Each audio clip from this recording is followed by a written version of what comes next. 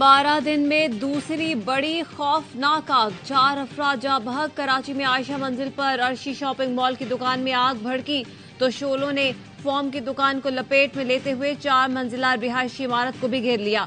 लोग छतों पर चढ़कर मदद के लिए पुकारते रहे। इमारत से 3 लाशें निकाल ली गईं। 23 साल का नौजवान अस्पताल में दम तोड़ गया।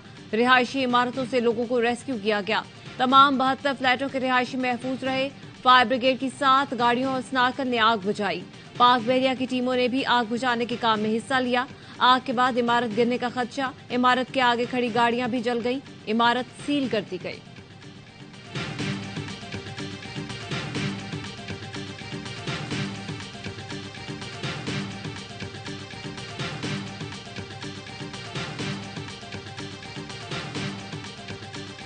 अर्शी सेंटर में लगी आग से कई आशियाने जलकर राख, दर्जनों खानदान सड़क पर आ गए। खौफनाक आग लगी तो ऊपर की मंजिलों पर मकीनों ने बमुश्किल जानें बचाईं। चलने फिरने से कासिर माँ बाप को बेटा पहली मंजिल से नीचे लाया। मुतासरा खानदान अपने घरों को जलता देखते रहे। नागहानी हादसे ने बसे बसाए मस्कन उजाड़ दिए। बेयारो मददगार मुतासरीन रात खुले आसमान तले गुजारने पर मजबूर, सर छुपाने का कुछ न बचा। फायर ब्रिगेड के देर के आने की वजह से आग बेकाबू हुई। दुकानदारों ने बताया आर्टिफिशियल ज्वेलरी की दुकान में सिलेंडर की वजह से आग लगी। इतना मौका भी न मिला कि पानी डाल सकते। दुकान से निकलने वाली आग फोम ने पकड़ी तो शोले फैलते गए। फायर ब्रिगेड आधा घंटा देर से आई। जल्दी आती तो आग बुझ जाती। इस गफलत की वजह से हम बर्बाद हो गए। फायर ब्रिगेड गाड़ी देर से क्यों पहुंची? मेयर कराची इस सवाल पर खफा हो गए। मुर्तजा वहाब ने कहा, ये बताएं आग कौन बुझा रहा है, मुतासिरीन या हमारा अमला?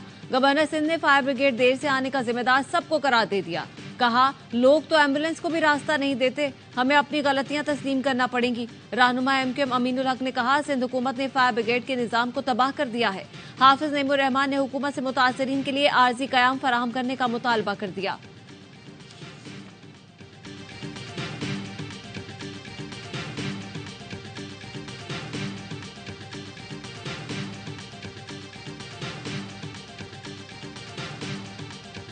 अमेरिका में सिख रहनुमा के कत्ल की साजिश पर भारत को शदीद खदशात से आगाह कर दिया है। भारत को कहा है कि कातिलाना हमलों के जिम्मेदारों को जवाबदेह ठहराया जाए। तर्जुमान अमेरिकी national security council John Kirby की प्रेस ब्रीफिंग। सिख रहनुमा के कत्ल पर भारत ने क्या रद्द-ए-अमल दिया है, ARY न्यूज का सवाल। तर्जुमान नेशनल सिक्योरिटी ने कहा, मामला अभी जेर तफ्तीश है, इस मामले को संजीदगी से ले रहे हैं। भारत ने कहा है इंक्वायरी शुरू कर दी गई है, चाहते हैं कि तहकीकात हर मुमकिन हद तक काबिल एतबार और शफाफ हो।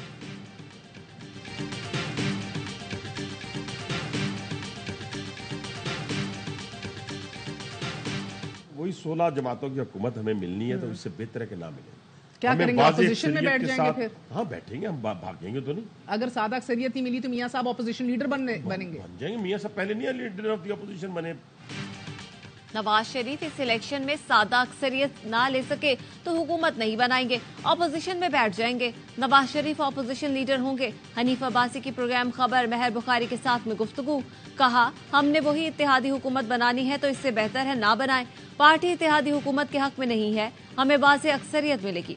पंजाब, KP, बलूचिस्तान में हुकूमत बनाएंगे। सिंध में हमारा टक्कर का मुकाबला होगा। जीत हमें नजर आ रही है, कोई रोक नहीं सकता। आसिफ जरदारी भी दूरअंदेश हैं, क्या उन्हें हमारी जीत नजर नहीं आ रही? हीरो नवाज शरीफ हैं और विलन वो है जो इस वक्त अटियाला जेल में है। PTI वाले बिक भी रहे हैं और डर भी रहे हैं।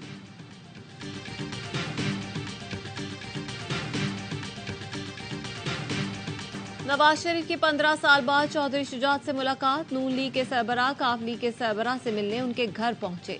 मुलाकात में दोनों जमातों में सीट एडजस्टमेंट पर इत्तेफाक। 40 मिनट तक जारी रहने वाली मुलाकात में नवाज शरीफ ने 2009 में चौधरी शुजात की वालिदा के इंतकाल पर ताज़ियत की। कहा, चौधरी साहब, मेरे दिल में आपके लिए पहले की तरह इज्जत है। चौधरी शुजात ने वतन वापसी पर नवाज शरीफ को मुबारकबाद दी। मरियम नवाज बोली, चौधरी शुजात ने हमारा बहुत साथ दिया है। शहबाज शरीफ ने कहा, हमारी हुकूमत में चौधरी सालिक हुसैन की कारकर्दगी अच्छी रही। जराए का कहना है दोनों रहनुमाओं ने कौमी असम्बली की 2 और पंजाब असम्बली की 3 नशिस्तों पर सीट एडजस्टमेंट पर इत्तेफाक किया। चौधरी सालिक और तारिक बशीर चीमा के लिए कौमी असम्बली की सीट पर एडजस्टमेंट हुई। चौधरी शाफी हुसैन के लिए पंजाब असेंबली में सीट एडजस्टमेंट हो गई। सरबराह काफ लीग ने नवाज शरीफ की बर्फी, कचौरी और कश्मीरी चाय से तवाज़ो की।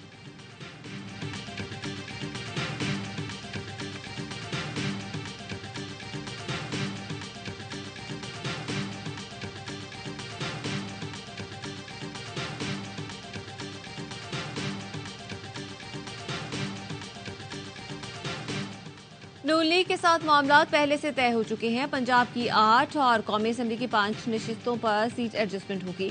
मुस्लिम लीग काफ के रहनुमा चौधरी शाफी हुसैन की प्रोग्राम 11th आवर में गुफ्तगू। कहा, इलेक्शन शेड्यूल के बाद नून लीग के साथ मजीद नशिस्तों पर भी बात होगी। साबिक गवर्नर पंजाब चौधरी सरवर मुस्लिम लीग काफ पंजाब के सदर हैं, वो किसी और पार्टी में नहीं जा रहे।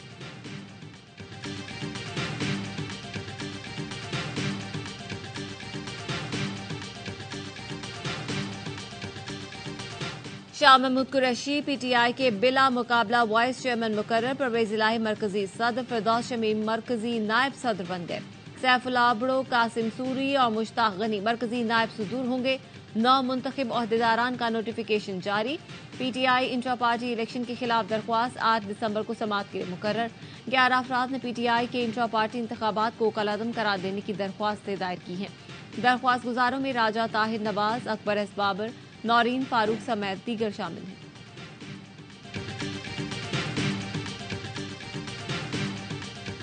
इंतखाबात 8 फरवरी को ही होंगे और शफाफ होंगे।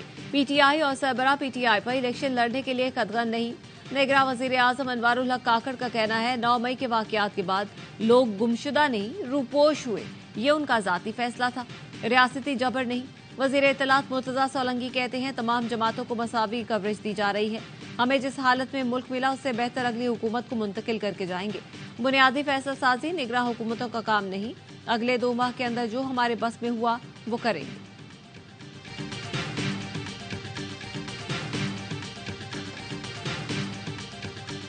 इलेक्शन शेड्यूल जारी होने से रोकने की दरख्वास्त। इस्लामाबाद हाई कोर्ट का बेंच तश्कील। चीफ जस्टिस आबिर फारूक आज दरख्वास्त पर समाअत करेंगे। शहरी ने वकील अख्तर अब्बास और शाहरुख शेख के जरिए दरख्वास्त दायर की। मौकफ अपनाया, इंकशाफ हुआ है, हजारों जाली शनाख्ती कार्ड अफगानियों को जारी किए गए। अफगान बाशिंदों के जाली शनाख्ती कार्ड पर वोट भी रजिस्टर्ड हो चुके। इस तनाजुर में इलेक्शन कमीशन को इलेक्टोरल रूल पर नजरसानी का हुक्म दिया जाए। नादरा को हुक्म दिया जाए कि जाली शनाख्ती कार्ड ब्लॉक करके वोट डिलीट कराएं। इलेक्शन कमीशन को आगाह करे। पटिशन के जेरे इल्तिवा होते हुए इलेक्शन कमीशन शेड्यूल जारी करने से रोका जाए।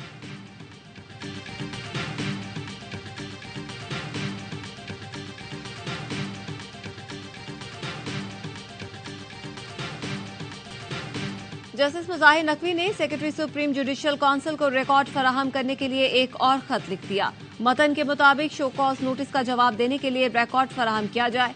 चेयरमैन सुप्रीम जुडिशियल काउंसिल का खत फराहम किया जाए, जिसमें शिकायत का मामला जस्टिस सरदार तारिक मसूद को भिजवाया गया। जस्टिस सरदार तारिक मसूद की राय की कॉपी फराहम की जाए। 28 अक्टूबर की कार्रवाई और ऑर्डर की कॉपी फराहम की जाए। जस्टिस मुजाहिर नकवी ने शिकायत कुनंदगान को तलब करने की कार्रवाई और मुतालिका कानून का रिकॉर्ड भी मांग दिया। खत में लिखा, इल्जामात को रिकॉर्ड किया गया जबकि मुझे खामोश रहने को कहा गया। समाअत के लिए पेश होने के नोटिस की काउंसिल की तरफ से ही खिलाफ वर्जी की गई। मेरे एतराजात को अभी तक जेरे गौर नहीं लाया गया और न ही उन पर फैसला किया गया। मेरी दरख्वास्तें समाअत के लिए मुकर्रर करने का अमल भी शुरू नहीं किया गया। एक बार फिर दरख्वास्त करता हूं कि मतलूबा दस्तावेजात फराहम की जाएं ताकि नजरसानी शुदा शो कॉज नोटिस का जवाब तैयार कर सकूं।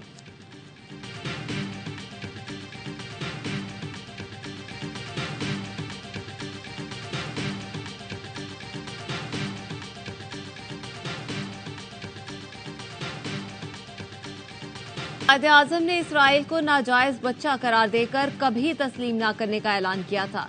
इस ऐलान से पाकिस्तान कभी पीछे नहीं हट सकता। 8 दिसंबर को मुल्क भर में यौम अक्सा मनाया जाएगा। मौलाना फजल रहमान का इस्लामाबाद में हुर्मत मस्जिद अक्सा कॉन्फ्रेंस से खिताब। मुफ्ती तकी उस्मानी ने कहा, 2 रियासती हल की बात किसी सूरत काबिल कबूल नहीं। 2 रियासती हल की बात से परहेज किया जाए। 2 रियासती हल का मतलब इसराइल को तस्लीम करना है। हर मुसलमान पर जिहाद फर्ज हो चुका है। सिराजुल हक ने कहा, हिरोशिमा और नागासाकी से ज्यादा बारूद गजा पर फेंका गया। 2 माह में फूल जैसे बच्चे बारूद में चल गए। गजा में मजालिम पर खामोश हुक्मरान भी इसराइल जितने ही जिम्मेदार हैं। 2 रियासती हल को तस्लीम नहीं करते। कायदे आजम के नजरिए के हामी हैं। हमास के सरबराह इस्माइल हनिया ने कॉन्फ्रेंस से टेलीफोनिक खिताब में कहा, पाकिस्तान इसराइल को धमकी दे तो गजा में जंग रुक सकती है। फलस्तीनियों को पाकिस्तान से बहुत उम्मीद है।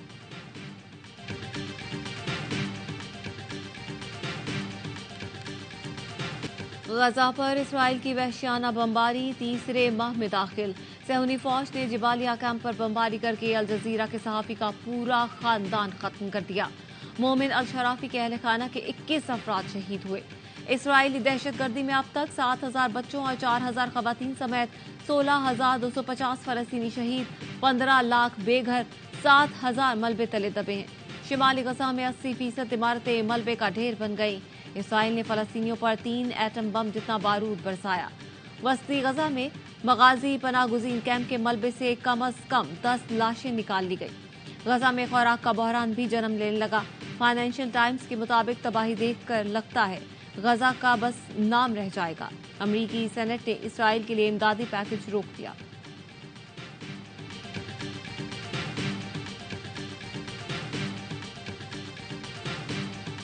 गजा में इसराइली जारियत से आलमी अमन खतरे में पड़ गया। अक़वाम मुत्तहिदा के सेक्रेटरी जनरल का गैर मामूली इक़दाम। एंटोनियो गुतेरेस ने अक़वाम मुत्तहिदा चार्टर का आर्टिकल 99 नाफिज कर दिया। आर्टिकल 99 के तहत सलामती कौंसिल को गजा जंग से मुतालिक इजलास लाजमी बुलाना और गजा में जंग बंद करवाने के लिए इक़दाम करना होगा। कौंसिल के अरकान की अक्सरियत का जंग बंदी की हिमायत। सेक्रेटरी जनरल अक़वाम मुत्तहिदा ने कहा, गजा पर तवज्जो ना दी गई तो इंसानी निज़ाम मुकम्मल तौर पर तबाह हो जाएगा। ऐसे नताइज से हर कीमत पर गुरेज किया जाना चाहिए।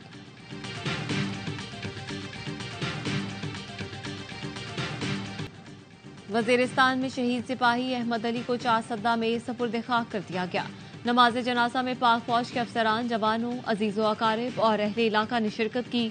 सिक्योरिटी फोर्सेस का GI खान के इलाके कराची में इंटेलिजेंस बेस्ड ऑपरेशन। फायरिंग के तबादले में एक दहशतगर्द हबीबुर रहमान मारा गया। असलहा और गोला बारूद बरामद। हलाक दहशतगर्द फोर्सेस और शहरियों पर हमले में मुलव्वस था।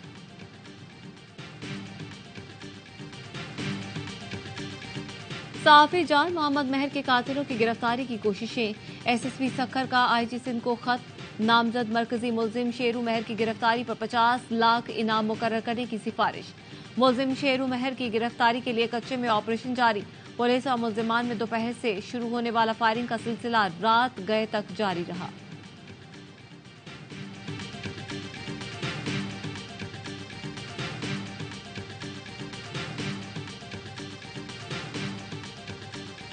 पाकपतन के डिस्ट्रिक्ट अस्पताल में तिब्बी अमले की मुबैना गफलत के बायस नौमालूद जान से गई। बच्ची ऑक्सीजन के लिए तड़पती रही, अमले ने तवज्जो न दी, इंसाफ दिया जाए, वालिद की दुहाई। मिंचनाबाद के इलाके मैकलोडगंज में नौमौलूद अताई डॉक्टर की भेंट चढ़ गई। वरसा सरापा एहतजाज, इंतजामिया खामोश तमाशाई। इंडिया से जो हवाएं चल रही हैं उनकी बर्निंग हमारे से 10 गुना ज़्यादा है, और जिसकी वजह से जो हवा चलती है और हमारे हम जितने मर्जी स्टेप्स ले लें, लेकिन अगर इंडियन साइड से कंट्रोल नहीं होगा तो हम वहीं के वहीं खड़े होंगे। पाकिस्तान में स्मोक का जिम्मेदार भारत है। भारतीय पंजाब में फसलों की बाकियात को बड़े पैमाने पर जलाने से पाकिस्तानी पंजाब मुतासिर है। अक़वाम आलम स्मोक के खतरनाक मसले के हल के लिए भारत पर दबाव डाले। निगरां वज़ीर आला पंजाब मोहसिन नकवी का दुबई में COP28 कॉन्फ्रेंस से खिताब। कहा, मौसमियाती तगय्युरात सरहदों से बेनियाज आलमी मसला है। स्मोक के खात्मे के लिए भारत और पाकिस्तान को मुश्तरका कोशिश की जरूरत है। माहौलियात के बेहतर और पायदार मुस्तकबिल के लिए मिलकर काम करना होगा।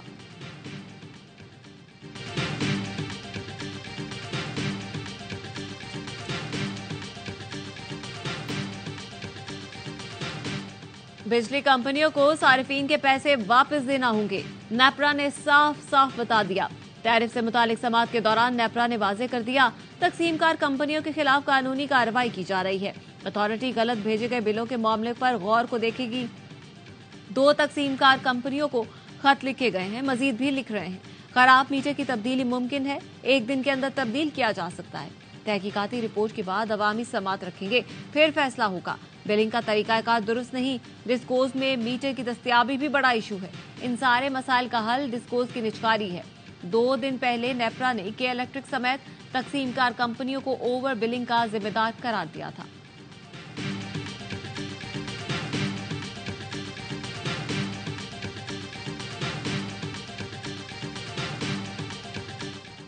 दूसरी सदी की रियासत में सऊदी वली अहद मोहम्मद बिन सलमान से मुलाकात, दो तरफा ताल्लुकात, गजा की सूरत हाल और दीगर उमूर पर तबादला ख्याल।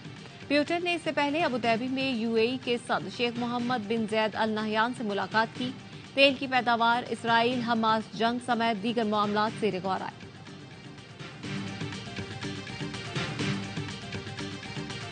शाहीनों का दौरा है ऑस्ट्रेलिया, पाकिस्तान और PM11 के दरमियान मैच का दूसरा रोज। कौमी टीम ने पहले इनिंग्स 391 रन 9 खिलाड़ी आउट पर डिक्लेयर कर दी।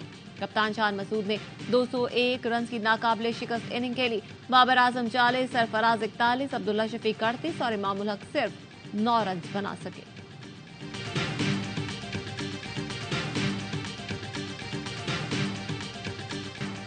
गैर मुल्की स्टार्स PSL खेलने को बेताब। David Malan, Rilee Rossouw, Chris Jordan, विंडर डोसन, रहमानुल्लाह गरबाज, पोलार्ड और दीगर खिलाड़ी प्लैटिनम और डायमंड कैटेगरी में शामिल। 22 मुल्कों के 485 खिलाड़ियों ने ड्राफ्टिंग में रजिस्ट्रेशन करवा ली।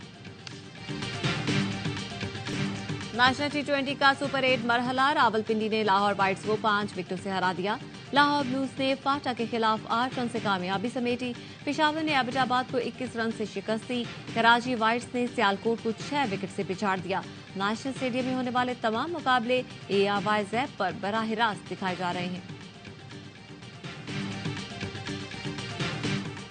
और एक्शन से भरपूर अबू धाबी T10 लीग के मुकाबले जारी। पहले मैच में न्यूयॉर्क स्ट्राइकर्स ने चेन्नई ब्रेव्स को 5 विकेटों से शिकस्त दे दी। दूसरे मैच में सैम आर्मी ने दक्कन ग्लैडिएटर्स को 6 विकेटों से हरा दिया। तीसरा टकरा दिल्ली बुल्स और नॉर्दर्न वॉरियर्स के दरमियान होगा। लीग के तमाम मैच स्पोर्ट्स पर बराह रास्त दिखाए जा रहे हैं।